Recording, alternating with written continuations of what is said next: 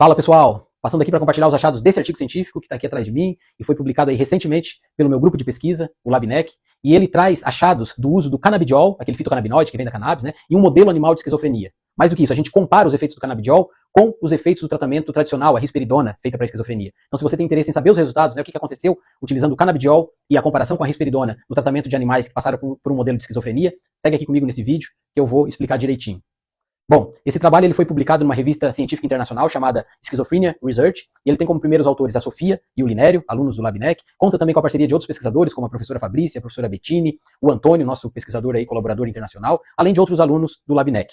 Nesse trabalho, a gente induziu um modelo de esquizofrenia em animais, né, administrando lá uma substância chamada cetamina, faz uma administração subcrônica, os animais apresentam comportamentos que se assemelham aos comportamentos da esquizofrenia. A gente induziu esse modelo e depois tratou esses animais ao longo de 8 dias com o canabidiol, e aqui a gente utilizou o canabidiol isolado mesmo, né, não full spectrum, por exemplo, não amplo espectro, só o canabidiol isolado da cannabis, porque a esquizofrenia é uma das pouquíssimas condições onde o canabidiol isolado pode ter realmente mais vantagens do que se utilizado com outros componentes. E a gente utilizou então o canabidiol isolado para tratar esses animais e também a risperidona, o tratamento padrão. E a gente analisou ali uma série de comportamentos que remetem, né, a comportamentos semelhantes em pacientes que têm esquizofrenia, e também fizemos análises neuroquímicas para ver o cérebro desses animais, marcadores inflamatórios, estresse oxidativo, tudo isso leva à morte neuronal, por exemplo, e também tem relação com a condição da esquizofrenia. E os achados desse trabalho foram muito interessantes, pessoal. Por exemplo, os animais que passaram pelo modelo de esquizofrenia, eles apresentaram uma redução no comportamento exploratório e no comportamento motivacional, quando comparado aos outros animais que não passaram por esse modelo. Isso tem aí uma relação com aqueles comportamentos, os sintomas dito negativos de quem tem esquizofrenia, né? E o mais interessante é que o canabidiol foi capaz de reverter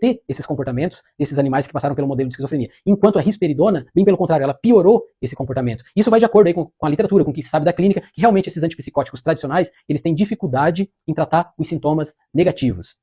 Outro efeito interessante que a gente observou é que a risperidona ela foi capaz de aumentar a anedonia nos animais, que é essa perda da capacidade de sentir prazer em atividades que antes eram prazerosas, por exemplo. E isso também faz sentido, porque a risperidona ela bloqueia receptores dopaminérgicos, que são receptores que têm uma forte função nessa resposta do prazer. Então, a risperidona ela pode, portanto, tanto piorar os sintomas negativos, como também induzir um comportamento de anedonia. Nesse caso da anedonia, o canabidiol não interferiu, não fez nada, o que já é uma grande vantagem, né? Em relação à memória, os animais que passaram pelo modelo de esquizofrenia apresentaram um déficit cognitivo, um problema de memória a longo prazo. E a risperidona também piorou essa situação em alguns animais. Já o canabidiol, ele não interferiu, o que é interessante, pois essa questão cognitiva é sempre uma questão presente em pessoas com esquizofrenia, em tratamento para esquizofrenia. Então, tu não piorar isso é uma vantagem também. Já em relação aos dados neuroquímicos, né, analisando o cérebro desses animais, a gente viu que os animais que passaram pelo modelo de esquizofrenia apresentaram ali neuroinflamação, estresse oxidativo, né, que é algo que já se esperava. E o mais interessante é que o canabidiol foi capaz de reverter essa neuroinflamação, esse estresse oxidativo, em diferentes estruturas cerebrais de uma maneira mais eficiente do que a risperidona. A risperidona também reverteu neuroinflamação, estresse oxidativo em algumas situações, em algumas estruturas, mas o canabidiol mostrou um perfil mais interessante, né, mais eficaz do que a própria risperidona.